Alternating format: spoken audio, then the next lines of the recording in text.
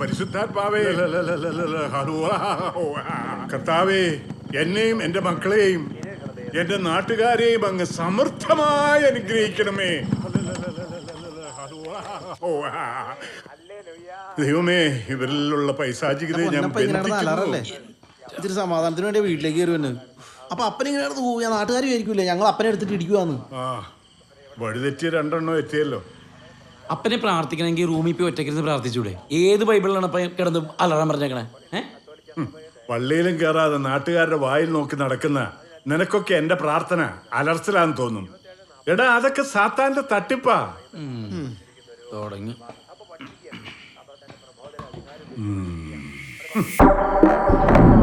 എന്താടാ ഇതൊക്കെ? നീ ഒന്നും ഒട്ടും അപ്ഡേറ്റഡ് അല്ലല്ലോടാ.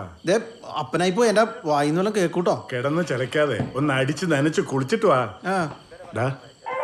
അപ്പം നല്ല പോത്തുകറിയും കപ്പപ്പുഴുക്കും ഉണ്ടാക്കിയിട്ടുണ്ട്.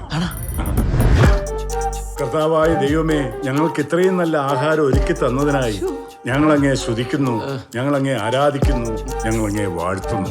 ദൈവമേ, അങ്ങ് പരിശുദ്ധനാവുന്നു. ബലവാനേ, അങ്ങ് പരിശുദ്ധനാവുന്നു. മരണമില്ലാത്തവനേ, അങ്ങ് പരിശുദ്ധനാവുന്നു. ഹലേ, ആക്രാന്നാണ് എടുത്ത് കഴിക്കടാ മക്കളെ.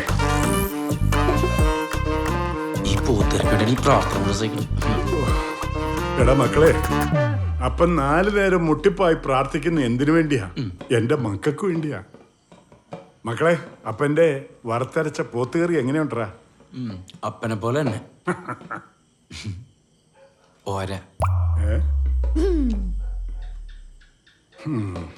നിന്നെയൊക്കെ കാണുമ്പോ എനിക്കും അതാ തോന്നണേ.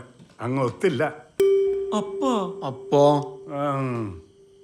മാമോദിസം മുക്കിയതിന്റെ അന്ന് മുങ്ങിയതിന് ശേഷം എന്റെ മക്കള് പള്ളി കണ്ടിട്ടുണ്ടോ? ഇല്ല. നാളെയെങ്കിലും ഒന്ന് വാടാ, നമുക്ക് എല്ലാവർക്കും കൂടി ഒരു കുർബാന കൂടിയിട്ട് വരാം. ഒന്ന് പോയപ്പാ. ഈ മതത്തിന്റെ പേരിൽ കുറെ ഉടായ്പകളും അത് പൊക്കി പിടിച്ചോണ്ട് വരാൻ അപ്പനെ പോലെ കുറെ മണ്ടന്മാരും. ദൈവമില്ല. ദൈവമൊന്നുമില്ല. കർത്താവേ, ഇവര് പറയുന്നത് എന്താണെന്ന് ഇവർ അറിയുന്നില്ല. ഇവരോട് ക്ഷമിക്കണേ. എന്റെ മക്കൾക്ക് വേണ്ടി ഞാൻ അങ്ങയോട് മാപ്പ് പറയുന്നു.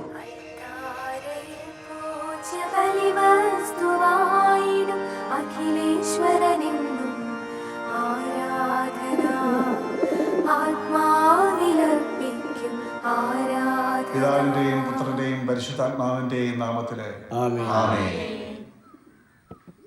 ഒരു മാറ്റവും ഈ ആഴ്ചയും 10 പേര്.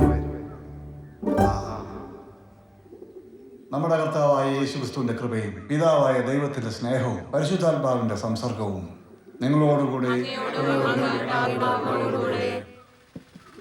ഈശോയിൽ പ്രിയമുള്ളവരെ, 19 കുടുംബങ്ങളുള്ള ഈ ഇടവകയില് ഒരു 10 പേര് പോലും തികച്ച ആരാധനയ്ക്ക് ഇവിടെ വരാറില്ല. ഇങ്ങനെ പോയാലും നമ്മുടെ പള്ളി അടച്ചു കൂട്ടേണ്ടി വരും. എല്ലാവരും കൂടി ഒന്ന് മനസ്സ് വെച്ച് നമ്മുടെ പള്ളി ഒന്ന് ഉയർത്തിക്കൊണ്ട് വരണം. എനിക്ക് വരെ ഒന്നും പറയാനില്ല.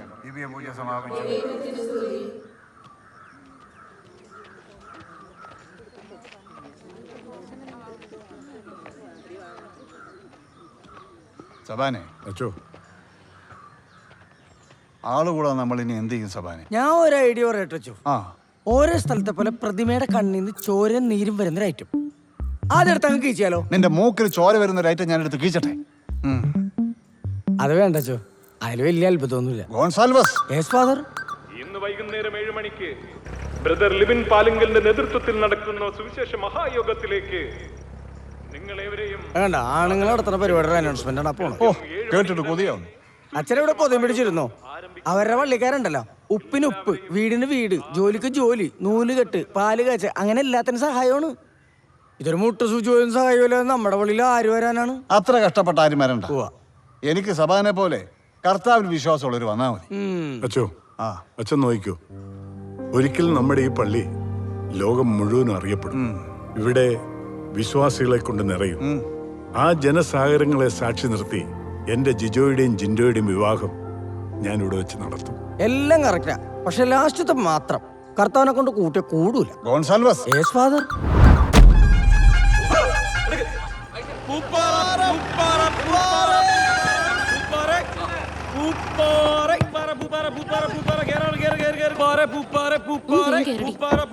എത്ര നേരമായി കാത്തിരിക്കുന്നു? സൈക്കിളിനൊക്കെ ഒരു പരിധിയില്ലേ? സമയം എന്നായിന്നറിയാം. വെറുതെ മനുഷ്യനെ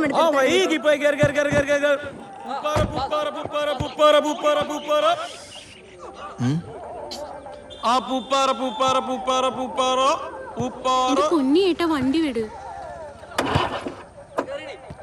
അത് സ്റ്റാർട്ടാവുന്നില്ല. അതാ ശ്ശോ. എന്നാ പറ്റിയതാണ്? അപ്പൊ ശരിയാവും. എന്ത് കാണിച്ചോണ്ടിരിക്കുവാ? എത്ര സമയമായി? പോവാൻ പാടില്ലേ? സമയം എത്രയായി? ഇതിന്റെ എഞ്ചിനൊന്ന് അടിച്ചു നോക്കാവോ ഏട്ടാ? ആത്മീയമായും ശാരീരികമായും അവശത അനുഭവിക്കുന്ന ഈ ദാസനെ അങ്ങ് സൗഖ്യപ്പെടുത്തണമേ. വല്യപ്പച്ചൻ്റെ ആഗ്രഹം എന്തെങ്കിലും ഉണ്ടെങ്കിൽ അത് സാധിച്ചു കേട്ടോ. എന്തെങ്കിലും ആഗ്രഹം വല്ലതും ഉണ്ടോ വല്യപ്പച്ച? എങ്കിൽ എന്നോട് എന്തുവാ? Magic mushroom? അത് കൊടൈക്കനാലിൽ കിട്ടും അച്ഛാ. സബാനെ, ഞാൻ സെയിൻ്റ, ജോയിൻ്റ് അല്ല.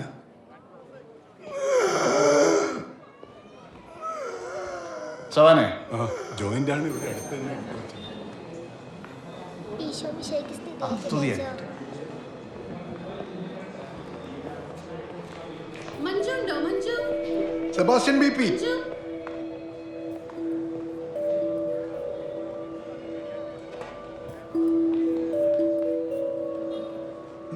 ആരാ? മനസ്സിലായില്ല. നിനക്കെന്റെ ഓർമ്മയില്ല? ഇല്ല. കട്ടച്ചിറ LP സ്കൂള്, 50 കൊല്ലം മുമ്പ്, 4ാം ക്ലാസ്. ലിസി, ചോറ്റുപാത്രം, മുട്ട വറുത്തത്. നിനക്ക് ഓർമ്മയില്ല? ഉണ്ണികൃഷ്ണൻ കയറ്റി. അതേടാ. എത്ര കാലായി നീ ഇവിടെ? പറയാം. സ്കൂളിൽ ഫസ്റ്റ് ആയിരുന്ന ഞാൻ ജീവിതത്തിൽ തോറ്റുപോയിടും. ഉള്ളതെല്ലാം മക്കൾക്ക് വിധിച്ചു കൊടുത്തു. ഇപ്പൊ അവർക്ക് എന്നെ വേണ്ട. ഞാൻ ഒറ്റയ്ക്കാണോ?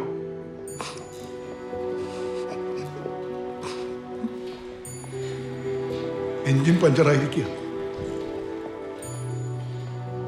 ഏറിയാൽ ഒരാഴ്ച ഇതുപോലെ വെള്ളം പതിപ്പിച്ച് ഞാനും ഇവിടെ നിന്ന് പോകും. ഇങ്ങനെയൊന്നും പറയല്ലോ ഉണ്ണി. ഞാൻ സത്യമാണാ പറഞ്ഞത്. ചത്താലും ഇവിടെ കിടന്ന് പുഴുക്കില്ല. മെഡിക്കൽ കോളേജിലെ പിള്ളേർക്ക് പഠിക്കാൻ കൊടുക്കുക. ആർക്കും വേണ്ടാത്ത ഞാൻ അവർക്കങ്ങനെ ഉപകാരപ്പെട്ടെ. നല്ല സമയത്തോ എനിക്കൊന്നും ചെയ്യാൻ പറ്റിയില്ല. അങ്ങനെയെങ്കിലും എനിക്ക് പുണ്യം കിട്ടുമല്ലോ സവാലെ. നീ വിഷമിക്കാതെ, ഞാനില്ലേ. അപ്പച്ച കഴിച്ചായിരുന്നോ? ഇവിടെ ഇപ്പൊ ഞാൻ ഒറ്റയ്ക്കല്ല, എല്ലാരും ഉണ്ടല്ലോ. എല്ലാരും ഉണ്ട്, എന്റെ മക്കളൊഴികെ.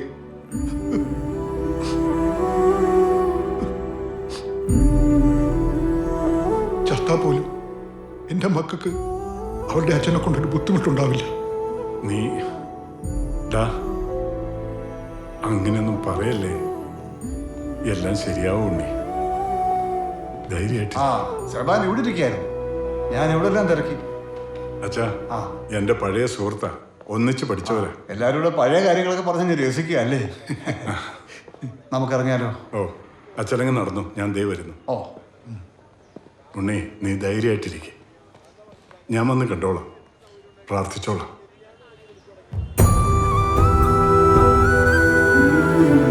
ധൈര്യമായിട്ടിരിക്കെ.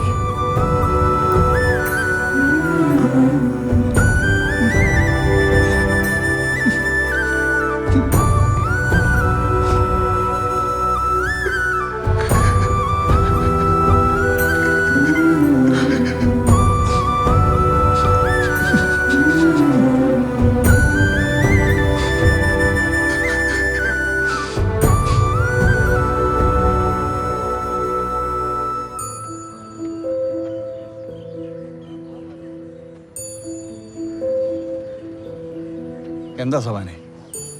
ചെറുപ്പത്തിലെ ഞങ്ങൾ വലിയ കൂട്ടുകാരായിരുന്നു. ആഹാ, മക്കളാരും അയാളെ തിരിഞ്ഞു നോക്കണില്ല അച്ഛാ. പാവം. അച്ഛാ, ഓ ഈ മരിച്ചതിന് ശേഷം നമ്മുടെ ശരീരം പിള്ളേർക്ക് പഠിക്കാൻ കൊടുക്കുന്നതിനെ കുറിച്ച് അച്ഛൻ്റെ അഭിപ്രായം എന്താ? അതൊരു നല്ല കാര്യമല്ലേ? അങ്ങനെയൊക്കെ ചെയ്യാനും ചിന്തിക്കാനൊക്കെ ഒരു നല്ല മനസ്സ് വേണം. നന്മയുള്ളവർക്ക് അതൊക്കെ സാധിക്കും. അച്ഛാ, ഓ, ഇതിന് നമ്മുടെ മതം എതിരൊന്നുമല്ലല്ലോ. നമ്മുടെ മതമല്ല, ഒരു മതവും ഇതിനെതിരല്ല. അതൊരു പുണ്യപ്രവൃത്തിയല്ലേ. അവർക്ക് മുമ്പിൽ സ്വർഗവാതിൽ എപ്പോഴും തുറന്നു കിടക്കും. ആ,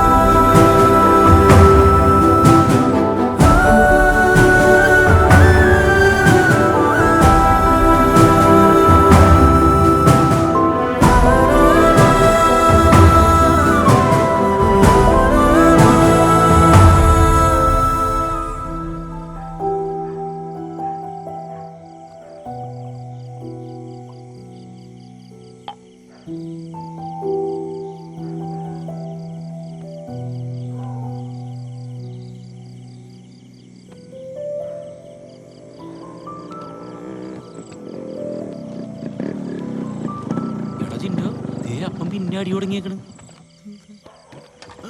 അപ്പനടിക്കുവാണോ? ആഹാ, അപ്പൊ എന്തോ കാര്യം ഉണ്ടല്ല. എന്താ അപ്പ കാര്യം? ഒരു കാര്യമുണ്ട്. ആഹാ, ഒരു കാര്യമില്ലാത്തോണ്ട് ഞങ്ങൾ അടിക്കാണ്ടിരിക്കുവായിരുന്നു. ഇപ്പൊ കാര്യമായില്ലേ? ആ പിന്നെ എന്റെ അമ്മ, അതും അപ്പന്റെ കാര്യേ. നിപ്പടിടാ.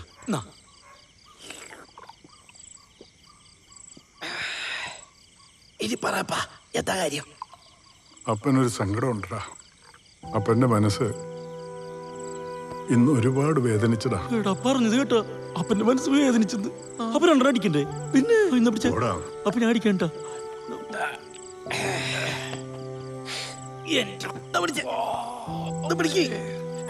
അപ്പൊ ഞങ്ങളിങ്ങനെ കുടിയന്മാരാക്കാട്ട് ഇനിയെങ്കിലും അപ്പൊ കാര്യം പറഞ്ഞു. പിടിച്ചേ. അപ്പന് നിങ്ങളോടൊരു പ്രത്യേക കാര്യം പറയാനുണ്ട്. പറയപ്പാ. അവൻ പോയി. ഞങ്ങൾ എങ്ങനെ ചിരിച്ചു കളിച്ച് നടന്നവരാടാ. ഇന്ന് അവന്റെ കണ്ണിലെ വേദന ഞാൻ കണ്ടു. ഒരു കാര്യം ആലോചിക്കുമ്പോ എനിക്ക് സന്തോഷമുണ്ട്. ഞാനൊന്ന് വീണു പോയാലും എന്റെ ഇടവും ബലവും നിൽക്കാൻ എന്റെ പൊന്നോമനും മക്കളുണ്ട് എനിക്ക്. അപ്പൻ എന്ത് തേങ്ങയൊക്കെയാണ് ഈ പറയണത്? ഞാനൊരു കാര്യം തീരുമാനിച്ചു. എന്റെ മക്കള് എനിക്കത് നടത്തി തരണം. ആ, ആദ്യം അപ്പനെ നടത്തി തരാം. ഇനി വന്നേ. ഞാൻ പറയട്ടെ, എന്റെ ആ, വാ. വലിയൊരു ആഗ്രഹമാണ്. ഇവിടെ വന്നിരുത്ത് പറഞ്ഞു. എനിക്ക് സ്വർഗത്തിൽ പോണടാ. അപ്പം പറയപ്പാ, അപ്പന്റെ ഏത് ആഗ്രഹവും ഈ ജിൻഡോ നടത്തി തരും. ഈ ജിജോയ് ഉറപ്പാണോ? എന്നാ പറയാം. എടാ മക്കളെ, അപ്പം മരിച്ചാൽ അമ്മച്ചിയുടെ കുഴിമാടത്തിന്റെ തൊട്ടടുത്ത് അടക്കും. അടക്കരുത്. പിന്നെ പഠിക്കാൻ കൊടുക്കണം. മെഡിക്കൽ കോളേജിലെ പിള്ളേർക്ക്. എന്തിന്? എന്ത് കാര്യത്തിന്? പിന്നെ ഒരു പുണ്യാളം വന്നു ഒന്ന് പോയപ്പാ. വയസ്സാകാലത്ത് വേറെ പണിയൊന്നും ഓരോന്ന് ചിന്തിച്ചു കൂട്ടിട്ടേ ഒന്ന് പോയേ. വയസ്സൊക്കെ ഉണ്ടാളെങ്ങനെ ചിന്തിക്കാൻ. ഇത്രയും കാര്യമായി വളർത്തി നിങ്ങളെ ഇവിടം വരെ ആക്കിയിട്ട് തുടങ്ങി. അപ്പന്റെ ആഗ്രഹം നടത്തി തരേണ്ടത് മക്കളുടെ കടമയാടാ. പറ്റിയല്ലേ? സെന്റിമെന്റ്സ് തുടങ്ങി. വേണ്ട, ചെല്ല്. മക്കക്കഞ്ഞി ദുഃഖക്കഞ്ഞിയാ. അപ്പൊ അപ്പോ അപ്പൻ ആഗ്രഹിച്ച പോലെ അപ്പനെ ഞങ്ങൾ മെഡിക്കൽ കോളേജിലെ പിള്ളേർക്ക് പഠിക്കാൻ കൊടുക്കാം. ഏ ഇപ്പൊ കൊടുക്കണോ? വേണ്ട, ചത്തിട്ട് മതി.